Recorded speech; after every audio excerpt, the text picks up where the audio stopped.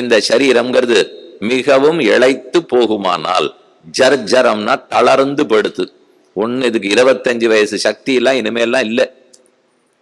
உபன்யாசம்னு பார்த்தாலே அநேகமா 60க்கு மேம்பட்டவர்கள் தான் உட்கார்ந்துருப்பா.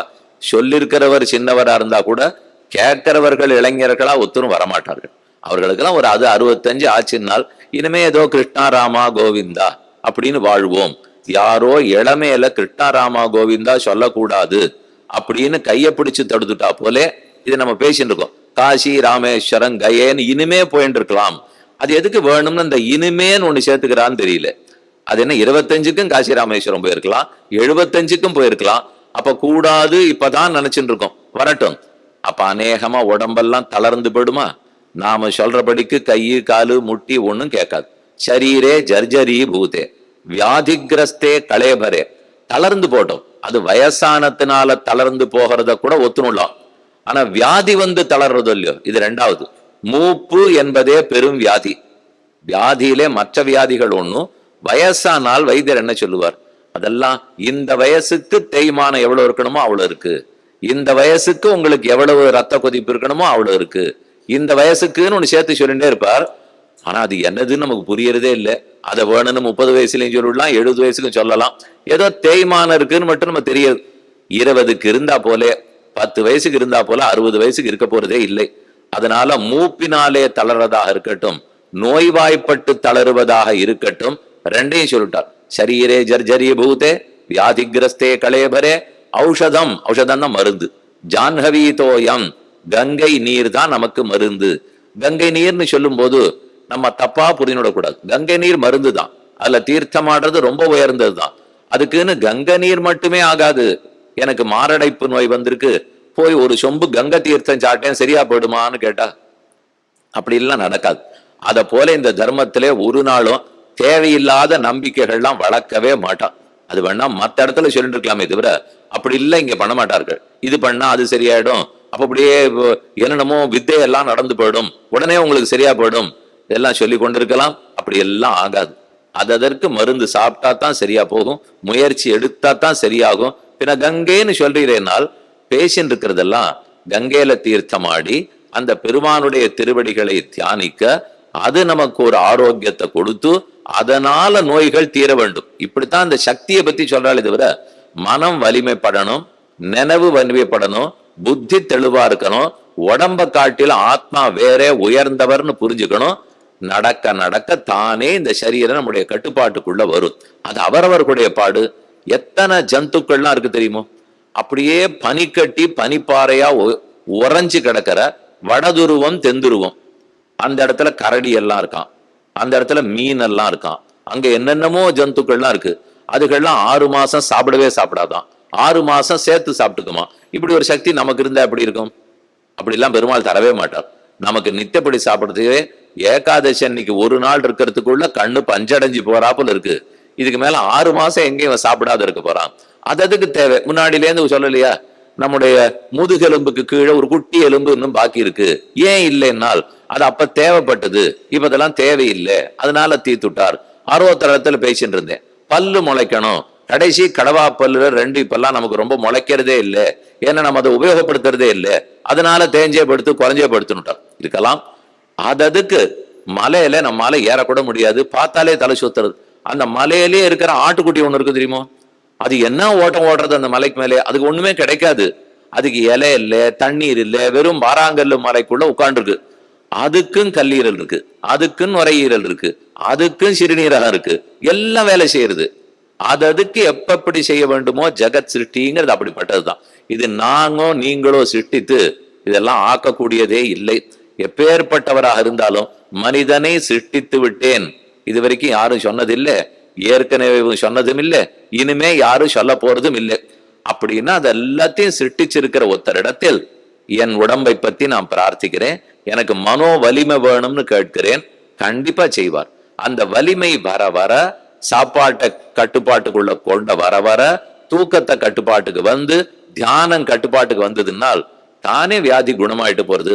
பிராணாயாம பயிற்சியை ஒழுங்கா பண்ணா பிராணவாயு கட்டுப்படும், அது கட்டுப்பட்டதுன்னா ரத்த ஓட்டம் கட்டுப்பட போறது, நரம்பு மண்டலம் சரியா இருக்க போறது. ஆசனங்களை ஒழுங்கா பண்ணோம்னா வருமுன் காப்போம், வியாதியை முன்னாடியே காத்துருவோம். இப்படித்தான் நம்ம பெரியவர்கள் சொல்லியிருக்காளே தவிர இது ஏதோ ஜெகஜால வித்த பண்ணுகிறா போலே ஒரு பாட்டை சொல்லு, அதனால எல்லாம் சரியா போயிடும், இப்படிலாம் யாருமே எங்கேயுமே எழுதி வைத்ததே இல்லை. அப்படி யாரேனும் சொல்லி கொண்டிருந்தால் அது நம்ப வேண்டிய தேவையும் இல்லை. ஷரீரே ஜர்ஜரீபூதே வியாதிகிரஸ்தே கலேபரே ஔஷதம் ஜான்கவி தோயம் வைத்தியோ நாராயணோ ஹரிஹி. அங்க பார்த்தாலும் ஹரிஹின்னு தான் சொல்லப்பட்டிருக்கு. அப்ப ஆலோட்ய சர்வசாஸ்திராணி அப்படித்தான் இருக்கு. வைத்தியோ நாராயணோ ஹரிஹி, நினைக்க வேண்டும், அவரைத்தான் நினைக்க வேண்டும்னு சொல்லுகிறார்கள். இப்படி பல இடங்களிலும் ஸ்லோகங்களை பார்த்தா இப்படித்தான் காணப்படுகிறது. அந்த ஹரி ஹரே ராம, எப்படி ராமனோட கூடுகிறார், ஹரிங்கிறதுக்கு ராமங்கிறதுக்கு என்ன தொடர்புன்னு பார்ப்போம். 4 விதமா பிரிச்சு சொல்றேன். ஹரே ராமன்னு கூப்பிடும்போது சமப்பிராதான்யம்னு ஒரு அர்த்தம் வரும். ஹரிக்கும் ராமனுக்கும் சமமான முக்கியத்துவம் இல்லையா? அப்படி வேண்டாமா? ஹரியே ராமனே, இதுக்கு அதுக்கும் தொடர்பு இல்லை, தனித்தனியா கூப்பிடுறதா வச்சுப்போம். ஒருத்தரை பார்த்து நான் தனியா ஹரியேன்னு கூப்பிடுறேன்னு வச்சுக்கோ, ஆபத்துக்களை போக்குபவரேன்னு மட்டும் அர்த்தம் கிடைக்கும். அடுத்தது ராமன்னு கூப்பிட்டேன்னால் நன்மைகளை சம்பத்துகளை கொடுப்பவரே என்று மட்டும் அர்த்தம் கிடைக்கும். இந்த ரெண்டையும் சேர்த்து தான் சொல்லியிருக்கேன். ஆனா கூப்பிடும் போது தனித்தனி கருத்திலேயே கூப்பிடுறேன். ஹரியே, ராமனே, கண்ணனே, கோவிந்தனே தனித்தனியா சொல்லலாம் இல்லையா? அதே போல இங்கேயும் தனித்தனியாவே வச்சுப்போம். ஹரியேன்னு கூப்பிடுறேன், அடுத்தது ராமனேன்னு கூப்பிடுகிறேன். அப்ப எனக்கு நான் தீமைகளை எல்லாம் போக்குன்னு கேட்டுக்கிறேன், நன்மைகளை எல்லாம் கொடுன்னு சொல்லுகிறேன். இது ஒரு பக்கத்தில். வைரம் சேர் பிறப்பருக்கும் அருளும் வைகுந்தம் நண்டுவதே. வைரம் சேர் பிறப்பு, நம்முடைய பிறப்புகளை எல்லாம் அறுக்க வேண்டும். அதைத்தான் சொல்லி கொண்டிருந்தேன். சம்சாரம்ங்கிறது ஒரே நோய். சம்சாரி நோயாளி ஒத்தர்தான், பெருமான் ஒத்தர்தான் நோய் தீர்க்கும் மருத்துவர். 6 மருந்தினி ஆகுவார்னு ஆழ்வார் கேட்கிறார். அவர் தான் மருத்துவனாய் நின்ற மாமணி வண்டன். அவர் தன் திருவடிகளையே ஒரே முறை கொடுக்கிறார். 10 தடவை சரணாகதி பண்ணாதான் மோட்சம் கொடுப்பாருங்கிறது இல்லவே இல்லை. நம் ஆபத்துக்களை போக்கணும்னால் சகிருதுச்சாரோ பவதி. ராமனே சொல்றார், சகிருதேவ பிரபன்னாய தவாஸ்மீதி ச யாச்சதே. ஒரு முறை என்னிடத்தில் சரணம்னு பற்றினான் என்றால் எல்லா நன்மைகளையும் அவனுக்கு செய்கிறேன். அதனாலே ஹரி எல்லா தீமைகளையும் போக்கக்கூடியவர், தனியா நன்மைகளை எல்லாம் செய்யக்கூடியவர். இப்படின்னு முதல் அர்த்தம் வச்சுங்கோ. ஹரியே ராமனே அப்படின்னு தனித்தனியா கூட்டதாவே வச்சுப்போம். அதற்கடுத்தது ஹரியான ராமனே என்று சொல்லலாம், ராமனான ஹரியே என்று சொல்லலாம். 2 காரியம் ஒருத்தர் பண்ணணும். அந்த 2 காரியத்துக்குள்ள எது முக்கியத்துவம் வாய்ந்தது, எது பிரதானம், எது முதல்? ஆபத்துக்களை போக்குவது முதலா, சம்பத்துகளை தருவது முதலா? இந்த 2 நம்மளே ஆராய்ச்சி பண்ணிக்கணும். இந்த கட்டம்லாம் நீங்கினாதான் அந்த நல்லது கிடைக்கும் என்று சொல்ல போகிறீர்களா? நல்லது கிடைக்கிறதா முக்கியம், அதற்கு முன்பாக கட்டங்களை போக்குகிறார்னு சொல்ல போகிறீரா? 2 விதமாவும் சொல்லி பார்க்கலாம். அவருக்கு தீமைகளை போக்குறதா முக்கியம், தீமை போயிடுத்துன்னா தானே நன்மைகள் கிடைச்சிடும். இப்படியும் இருக்கலாம். நன்மைகள் கிடைக்கலாம், ஆனா இந்த தீமை போறது மட்டும் முக்கியம் இல்லை. தீமை போயிடும், போன அப்புறம் நான் நன்னா படிச்சு முடிக்கணும், புத்தியே இல்லாத தெரிஞ்சுட்டு இருந்தேன், புத்தி எல்லாம் இப்ப நன்னா வந்துடுத்து, அப்புறம் வேலை கிடைக்கணுமே சுவாமி, எனக்கு இருக்கிற அஜ்ஞானம் போச்சுன்னா மட்டும் போருமா? வேலை கிடைக்கணுமே. அப்ப அந்த நன்மை கிடைக்கிறது தான் முக்கியம், தீமை கிடைக்கிறது அமுக்கியம். அது முக்கியம் இல்லை. என்னதான் நன்மை கிடைச்சாலும் தீமை இருக்கிற வரைக்கும் நன்மை எப்படி கிடைக்கும்? அதனால தீமை போவதுதான் முக்கியம். போனா தானே நன்மை கிடைத்து விட போகிறது. இதையும் முக்கியமா சொல்லலாம், அதையும் முக்கியமா சொல்லலாம். அப்படின்னா இந்த 2 சொற்களும் என்னன்னாகும்? ஹரியாக இருக்கிறார், ஆபத்துக்களை போக்குகிறார், ராமனா இருக்கிறதா முக்கியம், ஆனா அதுக்காக ஹரியா இருக்கார். அப்படின்னா இது அப்பிரதானமா ஆயிடும். ஹரியா இருக்கிறதா முக்கியம், ஹரியா இருந்தா தான் ராமனா கொடுக்க முடியும். இப்படி முன்னும் பின்னும் மாத்தி சொல்லினால் எதற்கு முக்கியத்துவம்ங்கிறது கிடைக்கும். ஒரு நிமிஷம் யோசிச்சு பாருங்களேன். இந்த 2த்துக்குள்ள எது முக்கியம்? நமக்கு இருக்கிற கட்டங்கள் தீருவது முக்கியமா, நன்மைகள் எல்லாம் ஏற்படுறது முக்கியமானால் இன்னும் 4 நாள் நீங்க யோசிச்சு பார்த்தா கூட 2 நாள் இப்படின்னு தோணும், 2 நாள் அப்படின்னு தோணும். அது எப்ப தோணும்னால் என் வாழ்க்கையில் நான் என்ன நிலையில இருக்கிறேங்கிறத பொறுத்தது. ரொம்ப தீய பழக்கங்களுக்கு ஆட்பட்டு ரொம்ப சிரமப்பட்டு இருக்கேன்னு சொன்னால் அப்ப நன்மைகளை பத்தி புத்தி போகாது.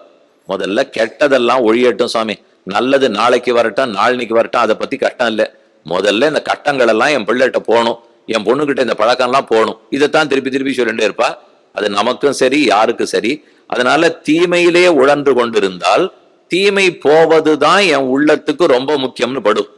ஓரளவுக்கு அந்த தீமையெல்லாம் இல்லேன்னு வச்சுங்க, அப்பதான் என்ன நல்லது கிடைக்கணும் என்ன நல்லது கிடைக்கணும்னு படும். இது யாருக்குமே பொது. நான் எந்த நிலையில இருக்கேன், ரொம்பவே உடம்பு சரியில்லை, உயிர் பழைச்சா போறோம் அப்படின்னு ஒரு வைத்தியர்கிட்ட கொண்டு போய் கொடுத்துருக்கேன். அப்ப யாரும் இல்ல இன்னைக்கு ராத்திரி கோவில்ல ஒரு முக்கியமான உற்சவம், நான் சக்கரை பொங்கல் தத்யோதனம் தளிக விட்டுருக்கேன், அத ராத்திரி எனக்கு பாத்திரம் முழுக்க வீட்டுக்கு வரும், இவர் கொஞ்சம் உடம்பு சரியாகி இன்னைக்கு ராத்திரிக்குள்ள அது சாப்பிடும்படி ஆயிட்டாருன்னா தேவையில்ல. இப்படி யாரான்னு சொல்லுவோம்னா, சாமி உமக்கு சக்கரை பொங்கல் சாப்பிடுறதா முக்கியம், மூச்சு இழுத்துட்டு இருக்காரு அவர், இருக்க போறாரா இல்லையா தெரியலனால், அப்ப இந்த நிலைமையில இருக்கிறச்சே மூச்சு நின்னா போறோம். அதே வீட்டுக்கு வந்த பிற்பாடு மூச்சு நின்னா போறோம்னு சொல்லுவோமா? சுவாமிக்கு சரியாகி வந்த பிற்பாடு அப்பதான் அது சக்கரை பொங்கல் நன்னா இருந்திருக்கு, இன்னும் கொஞ்சம் வெள்ளம் இருந்திருக்கலாம், கொஞ்சம் நெய் கூட இருந்திருக்கலாமோ, அப்படி வாசனையா அதெல்லாம் போட்டு இல்லையே, இதெல்லாம் அந்த ஆஸ்பத்திரியில படுத்துட்டு இவர் பேசியிருப்பாரா? நிச்சயமா மாட்டார். அப்ப என் வாழ்க்கையில் நான் எந்த நிலையில இருக்கேனோ அதுக்கு தகுந்துதான் கஷ்டம் நீங்குவது முக்கியமா, நல்லது கிடைத்தது முக்கியமா. ஆனா பெருமாள் ரெண்டாவும் இருந்தாகணும். இப்படி இருக்கிறதுக்கு 10 பேர் இருப்பான், அப்படி இருக்கிறதுக்கு 10 பேர் இருப்பான். அதனாலதான் அவர் வேணும்னா ஹரியாக முக்கியமா இருப்பார், ராமனா அமுக்கியமா இருப்பார். வேண்டாம்னா ராமனா முக்கியம் இருப்பார், ஹரியா அமுக்கியமாயிடுவார். அது நாம யாருங்கிறத பொறுத்தது. நாம கஷ்ட தசையில இருந்தோம்னால் ஹரியா இருக்கிறது தான் முக்கியம். நமக்கு கஷ்டமெல்லாம் தீர்ந்து ஆனந்தம் வேணும்னு ஆசைப்பட்டு ராமனா இருக்கிறது தான் முக்கியம். இந்த உருவத்தோட கட்டத்தை தீர்ப்பார், ராமனாக இருக்கிறது கூட நன்மையை கொடுப்பார். இப்படி ரெண்டுமே உண்டு.